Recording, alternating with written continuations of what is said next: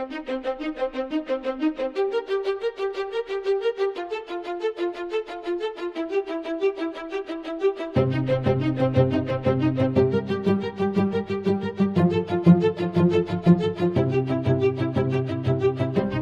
everybody, it's Friday, April the 26th, 2024, and this is How to Restart a Church, a spin-off podcast where I, Pastor Trey and my friend and colleague, Pastor Emily Larson, talk about how to make church happen and how to make church happen again. Keen video viewers will notice that I am not in either of the studios you're used to seeing me in, either home or work. I am in Charlotte, North Carolina, for the, okay, I need to get the title of this thing correct because it's the most United Methodist thing ever.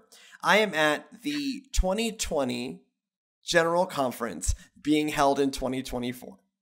The official name of this conference is General Conference 2020 being held in 2024 That's where I am. It's like the artist formerly known as Prince. Yes. It is ridiculous. Yes. This is the artist formerly known as the symbol, formerly known as Prince. The conference formerly known.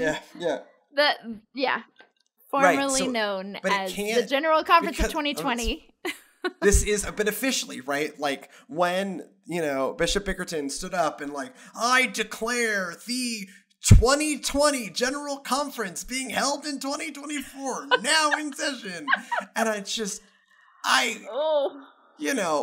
hard to have a heart swelling moment where you're like, this is ridiculous. Right? That is incredible though. That is it's United Methodist Conference though. It's on par for us, I can sit here and explain to you why it is this way. But because the next thing that's going to have to happen at some point is, theoretically, we need to have the 2024 conference, right? Some point, right. Because it's supposed to happen every 4 years, and everything in United Methodist life runs on this every 4 year, every quadrennia. We love the word quadrennia. Yep. Use it in cocktail parties. It's very impressive. And so we weren't we have to have them every 4 years, and then we didn't have one, a main one for 8 years. And then we have no idea what to do with that. And our answer to that was, well, this is the 2020 conference. No, but we still have to have a 2024 conference. Right. But and it's so not, this is not the main thing we're going to talk about, but there is a proposal to have a 2024 conference in 2026 so that then by 2028 we can be back on cycle. Or else, back unless on the quadrennia cycle. Right, because unless you have a catch-up conference, or we just decide to, become sane. Skip one. It will always be... skip one, but it's still... But it will always just be 8 years off, right? Unless we do something to adjust it, it will always be 8 years off. Oh, my goodness. Because we couldn't just have one in 2028 and call this the 2024 conference. Yeah. No. Oh, no. Pandemics, we could not... I get it. Everything shut down, but still, holy cow. But this is anyways, hello from, this is the first of 2 episodes featured at the 2020 General Conference being held in 2024. A quick editor's note from the future past. We recorded this, as I will state later in this episode, at about 10-something p.m. on Wednesday evening. On Thursday morning here at General Conference, a whole bunch of the legislation related to regionalization, which is the topic of today's episode, got passed. It doesn't actually change the discussion of why regionalization is about the future of the church. It merely there's a tone of uncertainty of maybe this is going to happen, and now we are 5/8 down the road of this happening, including the one that required a supermajority to vote on. This is all really detail oriented because welcome to United Methodism. But the short answer is this episode, the content of it is still relevant. Just we are a lot less uncertain about the future of regionalization than we were when I recorded this a couple of days ago. Well, I recorded that on Wednesday, recording this on Thursday, and you're going to listen to it on Friday. So it's all very sensible. Again, anyways, now enjoy the episode. Goodbye from the future past. Enjoy the past. In downtown Charlotte, North Carolina, where the weather is lovely. So there is a thing that I think is very relevant to this show that is the main topic of conversation here. And when I just say what it is, it sounds like as detail-oriented as a 2020 conference being held in 2024 because we can't conceive of naming it anything else. And it is this idea of regionalization. And already, I know, you have muted me, you have turned the show off. Stay with me. This is actually really interesting and makes a really important point that has come up over and over and again in the life of this show and the guests that we've had on and the experience that we've had.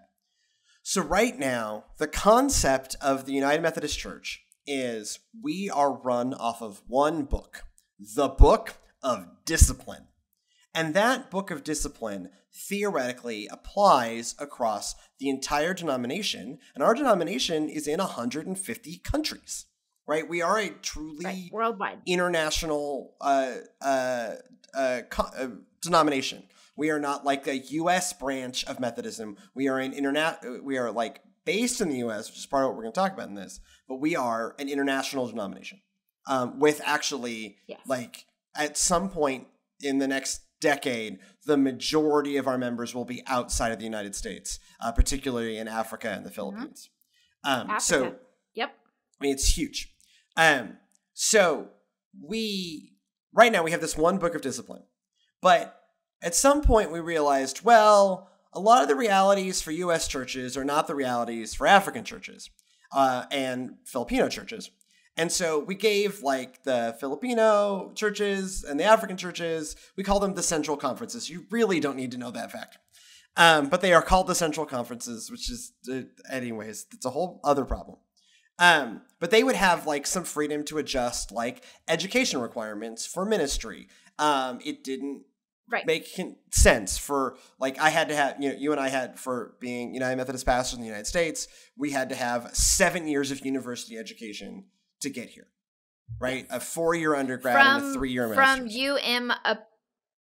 From approved seminaries too, which are not readily available in every single country of the world. Right. And so like Africa needed an adjustment in like education requirements and bishops function differently and except like there are changes. But the US was required to stand with the whole Book of Discipline. And the other regions of the world had some freedom in the degree to which there were some parts of the Book of Discipline they could use and some parts they could adjust and some they had to stick to. What regionalization says is, okay, there's some real problems with this model. One of them is, while the whole church talks about U.S. matters, the U.S. doesn't always have a say in other regions matters, which that part's okay, but the whole world has a lot of say in U.S. region matters, and that's a challenge, right?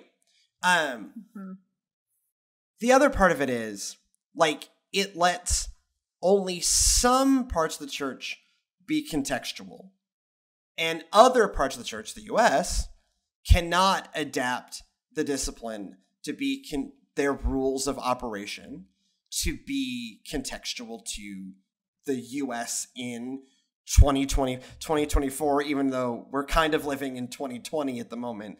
It's a time warp. It's you'll love to see it. Welcome to the time warp. Yep.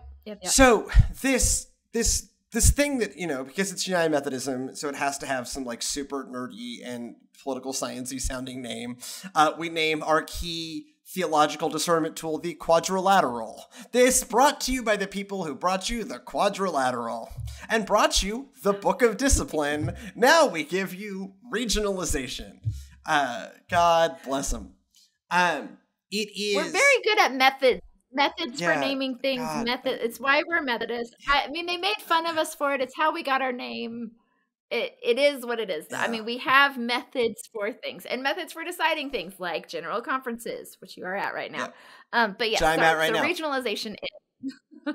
So it is this attempt to reorganize the denomination to be more contextual. There was a speech, I'm recording this Wednesday evening, and so this will date this. And so, anyway, and this doesn't come out till Friday. And so some of the nature of regionalization may have shifted because decision makers are doing decision-makery things. But there was a speech on stage by you're going to love this, the Standing Committee on the Central Conference Matters.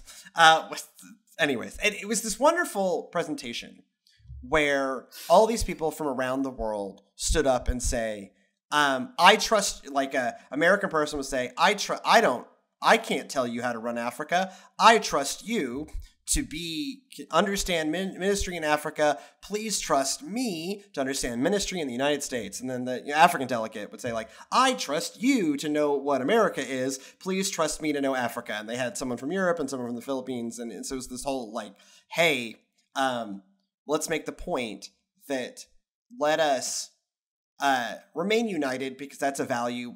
We would use the word connection, but like, let us remain united because that's a thing we value too. But let us have both unity in like things that really like in the really core of who we are, and then a lot of contextuality in other things that let the U.S. adjust ministry for the U.S., that lets Africa adjust how ministry looks, how churches look, the kinds of activities that we do for Africa, for the Philippines, for Europe, right? Those are our main regions. There are folks other places, but that when we think about the structure of this, it is Philippines, Africa, Europe, United States. And this is one of the big themes of this conference. And what it ends up being about, and I've heard these conversations play out in the first 2 days, is this is a conversation about contextualization. This is another testimony to that the future of ministry is context specific. I think a lot about the fact that the growing part of Methodism in Africa, which is Africa, the growing part of United Methodism is in Africa. It's the folks that got some contextuality, right? Like I think about that. Yes. That like they are like that maybe context matters. Right. Also, this makes this all less colonial, right? That like it is no longer, one of the quotes that I pulled today in my current day job is like some sort of weird journalist is like no region can claim to be the center anymore. Yes. Right. Which is also good, right? Because numbers wise, that's 100% true that the U.S. is not the biggest region. Or may still be the biggest region, but won't be forever. Africa is, as we talked about, it's absolutely massive, which is a joy. Philippines is growing. So like, okay, no one can claim to be the center, which is also just like a less colonial like thing, joyous. But also it lets the U.S. be better at being the U.S. and Africa better at Africa and everybody better at being everybody. Yes. Have you ever, so it reminds me of, have you ever I used to have a thing for maps. I still kind of do. I love to look at maps. But I got a world map one time when I went to Indonesia on a mission trip. And it's interesting because in that part of the world, it's reversed. So like in like a map that you would see of the world in the United States, it would have like, on the left side is like Canada and, the US and South America. And then you have Europe in the middle and kind of, okay. In Indonesia and other parts of the world, it's flipped. So the dividing line is not that little spot between Russia and Alaska. It's between South America and Africa because that puts Indonesia in the center. Right. Because that puts their part of the world in the middle of the map. And so just flipping the script and remembering that, nobody can claim to be the center, but, we all think of ourselves as the center, and the way that we draw maps reflects that. But that regionalization maybe matters. That context maybe matters for ministry as well, not just map making. Well, it is about, and I think that's been a really helpful way to talk about this is, look, this isn't about budgets. This isn't about whatever. This is about, can we make a more modern denomination? Can we make a more modern denomination in the most boring sounding way possible? Because how else could we ever do it? But can we make a more modern faith-based thing? Because we have to let go of the one-size-fits-all. That, like, there was, when they wrote the book, a committee on the Book of Discipline came up and was like, hey, when we wrote this thing, we really had an assumption that, like, this is how you make a church. And then we just were trying to replicate that standard model in as many places as possible. And then we realized that wasn't going to work for Africa, and so we carved that off. And then we realized that this other thing would work, and we carved that off. But we still had this base assumption that there was one way to do a church. And what the United Methodist Church is trying to do here in Charlotte is say, hey, let's be not that. Let's not assume that there's a standard model. Let's assume that there's a shared theology. Let's assume that there is a shared set of broader, principles of our polity, right? We vote on things. There are bishops. There are district superintendents. There are these, bigger structural things that we still think are how we connect together, that we hold to the principle that to be ordained as a clergy is a high bar.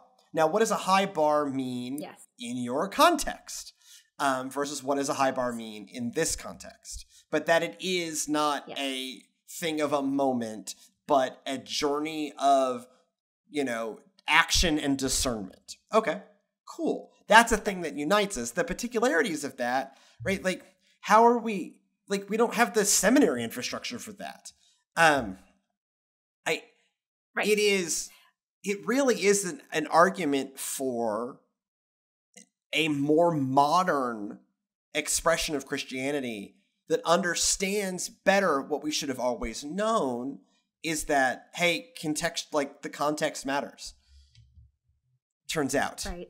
This is a lot of what we talked about. I mean, even we've been talking about this on the micro for weeks on this show. With Paul Nixon last week, right? This is whatever your context is, whatever your ministry is, do that well, right? Be authentically that. If that means you don't have a youth and children's Sunday school because you don't have youth and children's, then that doesn't have to be a thing you need. Right. If you don't need it. Right. Don't build that if that's not the thing you need. If you need, don't build a 1,200-seater sanctuary if you're a church of 120 people, maybe. Right. So find your niche and be that, but be authentically that. And so maybe just do ministry that way. Maybe not all ministry has to be exactly the same, and what your church does isn't what my church does, but they are both church and they're both faithfully following their mission in the kingdom of God. So that's this conversation, but on a broader level, on a global level, on a continental level. And to give the available tools so that churches can make sense of process and then do the things that say, we are a loving church. We are a grace-filled place. We are a place that believes in these things in this context. And that is going to look different on the streets of Portland than in Uganda, than than in southern Nigeria, right? How we communicate the kinds of beliefs some of the beliefs we express are going to be somewhat different. And so it's agreeing and so the sounds great. And the challenging piece of regionalization is a couple of things.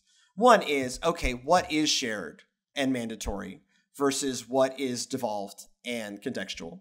That is a difficult dance. And then it is also facing the prospect that this does mean that somewhere in your denomination may be some things you really don't agree with because because context really changes some of those things.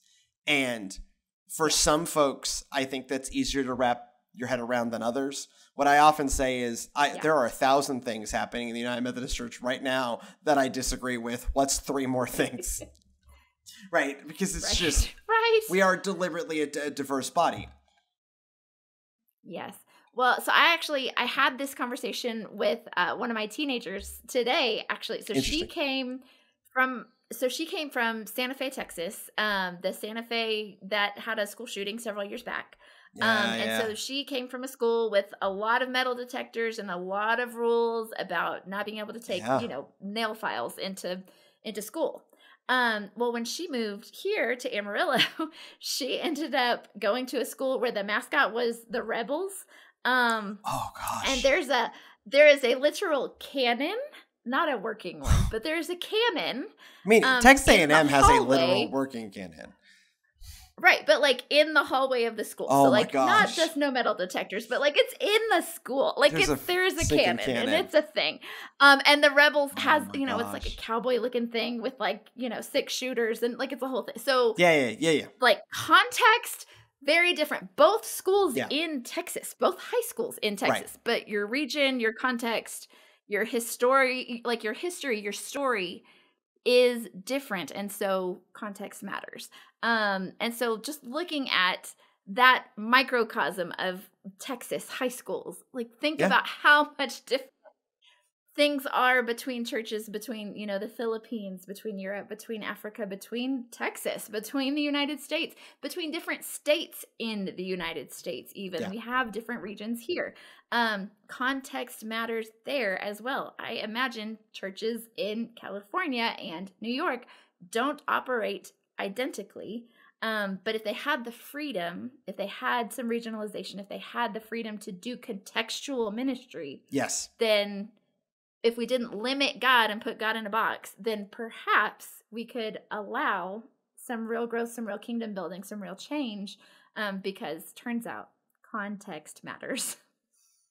Well, it also, on the purely denominational front, it also means that when we gather globally, we can talk about global things. Because right now when we gather globally, we talk a lot about U.S. things. Because this is the only place where the U.S. can make decisions for the totality of the U.S. And Africa has a mechanism by which they can decide African things. And that's, again, it's not complaining about that. It's saying, let's have a thing where U.S. people can decide U.S. things, contextually for the U.S. Can do the same. Place for the African. And then when we gather together globally, we can talk about the things that are globally shared. That it can be a little more like celebratory or even just big picture problem solving of like, here is this global scale challenge that we face. How do we face it together, right? We're talking about, and this is where conversations about, obviously budget comes, we're having these conversations about budget, right? I have to cut the budget like 42% or something terrifying for the denomination, right? It's like, it's an astronomical, like $250 million in budget cuts, right? Like ludicrous. That's a lot. That's like which Tesla means we big. also used to, we also used to be a $500 million organization, right? Right. And which is also nuts. But like those are global conversations that are worth having at a global scale, even if they're not the cheerful stuff. They are the stuff that impact all of us equally. Whereas we can have the place for the U.S. specific issues and the U.S. specific conversations and the things that are like contextual for proclaiming both a just and merciful and loving God and gracious God in the U.S. context. That, I guarantee that people outside the U.S. are really tired, and they've expressed this. We're really tired of coming to America every 4 years to have an argument about not our context.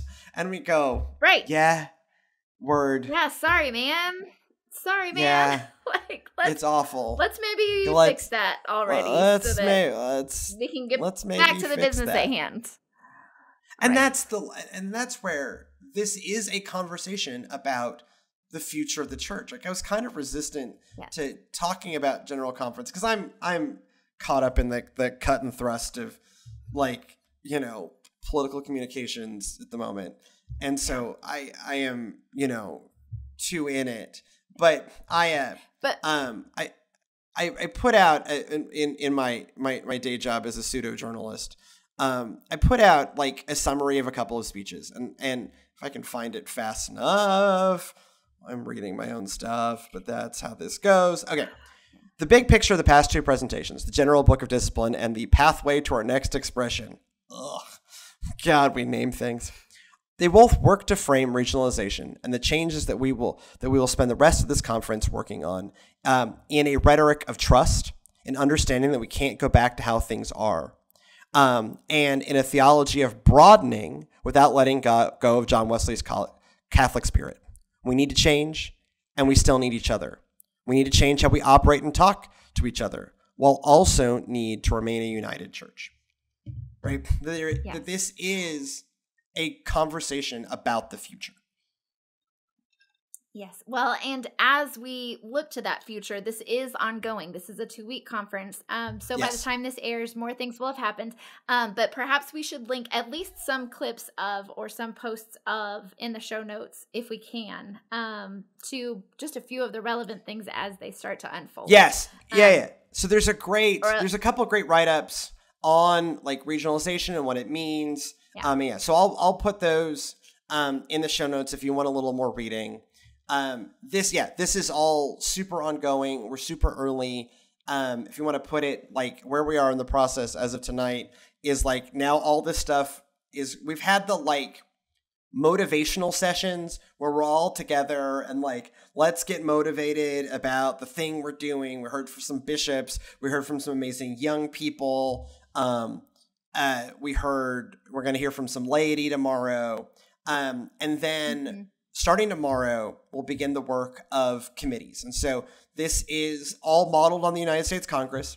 And so now we go into the stage of the work that is all of the legislation that's been submitted has to get sorted through committees to then come back to the main, what we call the plenary floor, the main floor of Congress, the General Conference. And so, and because regionalization is a really complicated thing for this like heavily institutionalized denomination, like it's in all kinds of, it's all over the place. But yeah, so that legislation is being, we call it perfected, but like it's being worked on. And then it will come to the floor and voted on largely next week. Some stuff maybe this week, maybe even, magically regionalization is passed by the time you hear this. I mean, anything is possible.